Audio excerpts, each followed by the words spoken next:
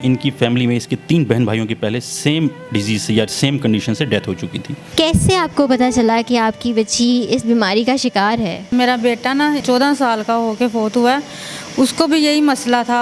अब इसका डायग्नोसिस बहुत मुश्किल है क्योंकि ये पाकिस्तान में टेस्ट होते नहीं है यहाँ पे। इस सारे प्रोसीजर के बाद भी कोई लाइफ थ्रेट्स या कोई डेंजर होता है पेशेंट को? समझने की बात है कि ये एक नई फसल उगी है और अगर इसे ख्याल नहीं किया जाएगा तो इस पर कोई कीड़े मकोड़े हमला कर देंगे। कॉस्ट कितनी आती है अगर कोई पेशेंट नहीं अफोर्ड कर पाता?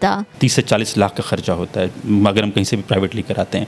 अस्सलाम वालेकुम, दस्तक टीवी के साथ मैं हूं हफ्सा खालिद। इस वक्त मैं मौजूद हूं bone marrow transplant unit children hospital में, जहां पर मैं आपको एक ऐसी शानदार डॉक्टर्स की टीम से मिलवाने जा रही हूं जो कि पाकिस्तान का पहला सरकारी अस्पताल होने के साथ उन्होंने एक ऐसा ट्रांसप्लांट किया है जिसमें उन्होंने 11 साल की बच्ची को इम्यूनिटी डेफिशिएंसी की प्रॉब्लम थी और उन्हें ट्रांसप्लांट के ज़रिए इस बीमारी को जड़ से ख़त्म कर दिया। आइए हम इन डॉक्टर से बात करते हैं और उनसे जानते हैं कि आखिर उनको कैसे मालूम हुआ कि इस बच्ची को इस ट्रांसप्लांट की ज़रूरत है और इस ट्रांसप्लांट के क्या क्या ख़तरात उनको नज़र आ रहे थे। आइए उस फैमिली और डॉक्टर नासिर से बात करते हैं। इस वक्त मेरे साथ मौजूद हैं ज़ीनत और उनकी वालिदा, जिनकी एक सक्सेसफुल ट्रांसप्लांट की है, जिस टीम ने, वो भी मेरे साथ इस वक्त यहाँ पे मौजूद है, डॉक्टर नासिर की। सबसे पहले तो हम इनकी वालिदा से बात करेंगे कि आखिर इनको कैसे मालूम हुआ कि उनकी बच्ची में कुव्वत मुदाफ़ियत की कमी है। अस्सलाम वालेकुम सलाम। कैसे आपको पता चला कि आपकी बच्ची इस बीमारी का शिकार है? हमें पता नहीं चला था। मेरा बेटा ना इससे पहले 4 माह पहले फोत हुआ है, वो 14 साल का होके फोत हुआ है, उसको भी यही मसला था। कहते थे कि टीबी है। 10 साल से मैं चिल्ड्रन हॉस्पिटल में, गुजरांवाले, हर जगह हम उसे ले के फिरते रहे। जब उसकी डेथ होने वाली थी 2 महीने पहले मैं इधर आई हूँ, उनको जब भी नहीं पता चल रहा था। इसको भी यही मसला होता था। 2 साल के बाद इसको ये मसला हुआ था। मेरे बेटे को 4 साल बाद ये मसला होना शुरू हुआ था। तो फिर हम इधर आए हैं तो उस बच्चे को फिर इसको भी लेके आई हूँ। ये नॉर्मल थी, वो सीरियस था, ऑक्सीजन भी लग गई थी उसको। तो फिर डॉक्टरों को नहीं पता चल रहा था। फिर 1 माह रखा हमें इधर, फिर हम वापस चले गए, हमें छुट्टी दे दी। उसके बाद फिर तबीयत ख़राब हो गई, फिर हम उसको लेके आए हैं। उन्होंने फिर दाखिल किया है, फिर महीना रखा है। फिर एक डॉक्टर ने खुद उसके जहन में आई होगी कि आपको, हमें पता है इसको क्या मसला, जो इसको दवाई नहीं रहा सारी कोई भी, तो ठीक नहीं हो रहा, बेहतर नहीं हो रहा। तो इसने कहा कि आप इस्लामाबाद जाएं और टेस्ट करवा के आएँ। फिर हमें 1 दिन के लिए छुट्टी दी है, 2 दिन के लिए हम गए हैं। ऑक्सीजन के साथ ही बच्चे को एम्बुलेंस में लेके गए हैं, दोनों बच्चों के टेस्ट करवाए हैं, लेके वापस आए हैं। हमने 1 दिन बच्चे ने निकाला, 2 दिन बाद रिपोर्ट आनी थी। वो रिपोर्ट का ही पता नहीं इंतज़ार कर रहा था वो बच्चा हमारा। तो वो रिपोर्ट आई है, घंटा पहले आई है, तो उसमें पता चला है कि इनको ये मसला है दोनों बहन भाइयों में। तो घंटे बाद मेरे बच्चे की डेथ हो गई है। तो उसके बाद फिर हम अपने गुजरांवाले वापस चले गए, बच्चे को लेके, बच्ची को भी लेके। फिर गुजरांवाले जो डॉक्टर था ना, जो टीबी की दवाई दे जा रहे थे बार बार, चिल्ड्रन वालों ने भी हमें दवाई टीबी की दे जा रहे थे बार बार, लेकिन बच्चा नहीं ठीक होता था। तो फिर उसने कहा, डॉक्टर ने, कि ये इन रिपोर्टें दिखाई जाके, हमने, वो परेशान हो गया, कह रहा ये मसला था बच्चों का, तो हमें तो पता ही नहीं चला था इसको। फिर उन्होंने हमें चिल्ड्रन हॉस्पिटल भेजा। ये जो डॉक्टर नासिर बुखारी खड़े हैं, इनके पास रब्ता करवाया, उन्होंने ख़ुद भी कॉल की है इनके पास। फिर इनके पास आए, इन्होंने हमारी मदद की है, हमारी बच्ची का इलाज किया है। माशाल्लाह अब हमारी बच्ची पहले से बेहतर है, हमें आसार नज़र आ रहे हैं। जब डॉक्टर साहब ने आपको ट्रांसप्लांट के हवाले से बताया तो क्या आपके दिल में कोई खौफ था? हाँ जी, हमें ये था, ये कहते कि तो जो इसकी छोटी कोई बहन भाई होंगे, उसकी डोनर जो बनेगी इसकी, वो डोनर भी हमारे साथ अंदर बैठी हुई हैं। तो वो कहते थे कि इसका वो लेके सैंपल गुद्दा निकाल के वो इसके अंदर लगाएं। कि हम इस वजह से परेशान हो गए थे। हमने इनसे बात भी की है डॉक्टरों से कि कोई मसला उस बच्ची को तो नहीं होगा। हमारे रिश्तेदार जो हम, मेरे बहन भाई जो सारे थे, वो कहने लगे एक बच्ची को बचाते बचाते तुम दूसरी बच्ची को ना कोई ऐसा अफेक्शन हो जाए, तुम रहने दें। नहीं, हमने कहा नहीं, जो हमें डॉक्टर कहेंगे ना, हम पहले भी 10 साल से जो हमें डॉक्टर ने कहा था उनके साथ साथ हम चलते आ रहे हैं। तो इसीलिए हमने फिर बड़ा दिल करके हमने ये काम करवाया है। तो अल्लाह पाक ने हमें कामयाबी दी है, तो इसी वजह से हम इधर आए थे। अस्सलाम वालेकुम। वालेकुम अस्सलाम। डॉक्टर नासिर, आपसे सबसे पहले मैं एक चीज़ जानना चाहूँगी कि जो आपने ट्रांसप्लांट किया है 11 साल की बच्ची का इम्यूनिटी डेफिशिएंसी होने की वजह से, आपको किस तरह अंदाज़ा हुआ कि इसका ट्रांसप्लांट अब ज़रूरी है अगर इसकी ज़िंदगी बचानी है? तो देखिए आप जिस तरह आप कहा कि सबसे पहला मरला तो इसका डायग्नोसिस का था। ये बच्ची जब हमारे पास आई थी मल्टीपल इन्फेक्शंस के साथ, बार बार ये टीबी का इलाज लेकर आ रहे थे कि बार बार इसे कहा जा रहा था कि इन्हें टीबी हो गई है, और बार बार इसकी जिसमें गिल्टियाँ बन रही थी, नमूनिया हो रहा था, और ये तकरीबन 11 साल तक मुसलसल इनका इलाज चल रहा था। जब हमारे पास आई तो हम लोगों ने दो चीज़ों पर गौर किया कि एक तो ये बार बार एक ही तरह के इन्फेक्शन के साथ बार बार आ रही है, बहुत सारे वर्कअप ऑलरेडी करवा चुके थे, और सेकंड नंबर पर यह कि इनकी फैमिली में इसके 3 बहन भाइयों की पहले सेम डिजीज़ से या सेम कंडीशन से डेथ हो चुकी थी।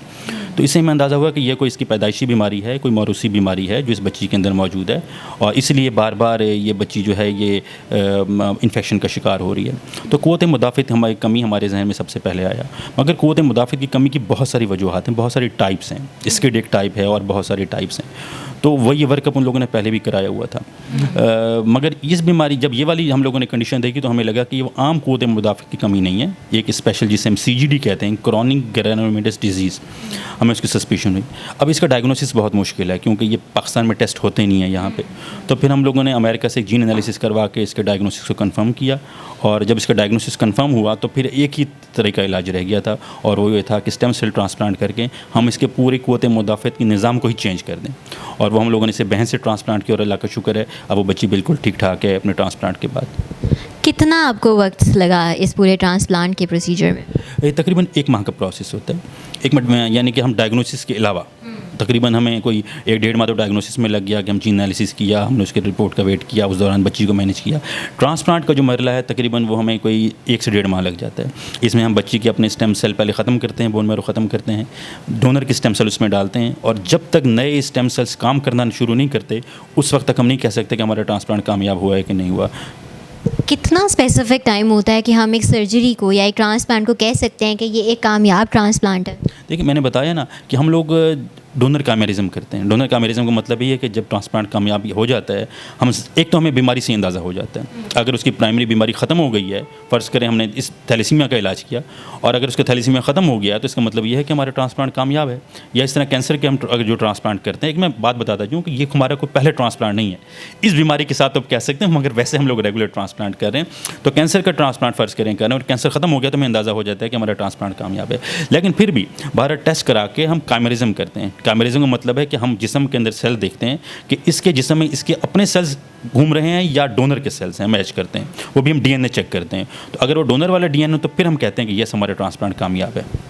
इस सारे प्रोसीजर के बाद भी कोई लाइफ थ्रेट्स या कोई डेंजर होता है पेशेंट को?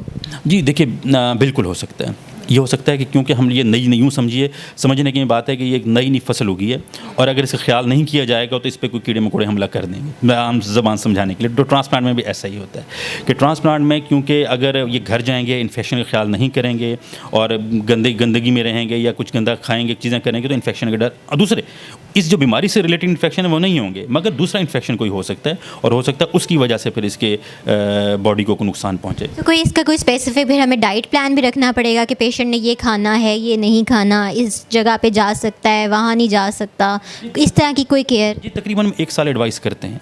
हम ये करते हैं कि वो किसी घर ऐसी जगह पर, घर कोई ऐसा हो जो साफ़ सुथरा हो, उस दौरान तक वो घर का खाना खाएं, बाहर का खाना ना खाएं, बाहर की चीज़ें ना लें और घर में पका हुआ जो मर्ज़ी खाएं, हमें कोई इशू नहीं होता। और इन्फेक्शन से बचाने के लिए घर में अगर गैर ज़रूरी तौर पर लोग मिलने के लिए ना आएँ तो मास्क वगैरह ज़रूर पहने, ताकि देखें आजकल दोबारा जिस तरह आप देख रहे हैं कोविड का सीज़न दोबारा आ रहा है, कोविड के केसेस आ रहे हैं, इस दौरान खुदा न खास्ता अगर कोविड वाला मरीज़ इसको के करीब आके बैठा, उसने इसमें ट्रांसमिट किया तो इस बच्ची के लिए फिर ज़रा लीथल होगा। तो इसलिए ट्रांसप्लांट में और किसी भी उसमें तो हम तकरीबन कैसे हैं 6 महीने से 1 साल तक उसे मज़ीद एहतियात करनी चाहिए।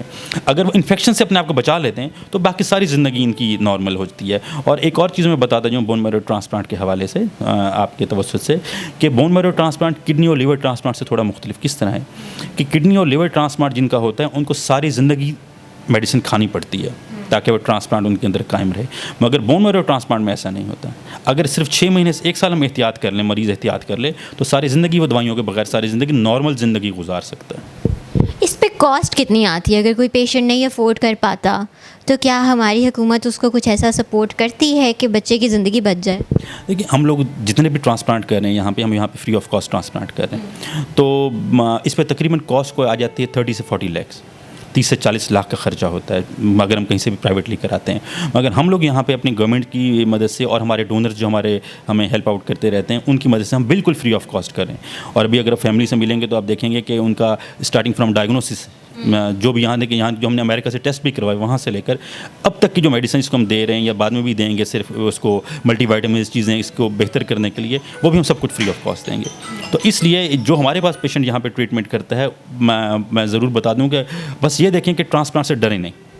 ट्रांसप्लांट से डरने की ज़रूरत नहीं है, पैसे वगैरह से घबराने की ज़रूरत नहीं है। अगर आपके ट्रांसप्लांट की इंडिकेशन बनती है और हमारे पास स्लॉट वगैरह, क्योंकि हमारे पास वेटिंग लिस्ट यकीनन बहुत बड़ी है, तो हम उसको फ्री ऑफ कॉस्ट ट्रांसप्लांट करते हैं। खर्चे से डरने की ज़रूरत नहीं है। और अल्लाह का शुक्र है कि हमारे पास डोनर्स हैं, जो हमारे पास गवर्नमेंट है जो हमें हेल्प आउट करती रहती है और हम ट्रांसप्लांट कर देते हैं। तो बोन मैरो ट्रांसप्लांट के हवाले से एक और चीज़ जो डिफरेंट है किडनी और लिवर ट्रांसप्लांट से, कि इसमें डोनर को ख़तरा कोई नहीं है। देखो, सबसे ज़्यादा लोगों को डर क्या होता है कि जो ट्रांसप्लांट से हम लेंगे किसे, उसको क्या होगा, उससे कोई नुकसान तो नहीं होगा। अब मसलन इस बच्चे की पहले 3 बच्चों की डेथ हो चुकी है, सिर्फ एक बच्ची है जो नॉर्मल है, तो इनको सबसे बड़ा डर ये था कि उस बच्ची को कुछ ना हो जाए जिससे हमने लेना है। मगर बोन मैरो ट्रांसप्लांट में तकरीबन लेस देन 1% चांस है कि उस डोनर को नुकसान होगा, क्योंकि हमने कोई गुर्दा नहीं निकाल लेना, कोई जिगर नहीं निकालना, कोई इस तरह की चीज़ नहीं करनी। ये ब्लड से हम लोगों ने निकालना है और दोबारा ब्लड को इस तरह बना देता है, बोन मैरो को दोबारा बना देता है। तो for donor bone marrow transplant is a safest transplant. और अगर कामयाब हो जाए तो मरीज़ भी बिल्कुल सेहतियाब हो सकता है ज़िंदगी भर के लिए। डॉक्टर नासिर, बहुत अच्छा लगा आपसे बात करके, और जो आपने हमें बताया है ट्रांसप्लांट का प्रोसीजर और उसके जो प्रोज एंड कॉन्स हैं उसके बारे में। मैं देखती हूँ अक्सर लोग डर जाते हैं ट्रांसप्लांट से, लेकिन आपने जैसे हमें बताया कि इसमें डोनर को कोई ख़तरा नहीं होता। तो अगर कोई शख्स चाहता है कि उसकी वजह से किसी की जान बच जाए तो वो ज़रूर किसी पेशेंट की मदद कर सकता है।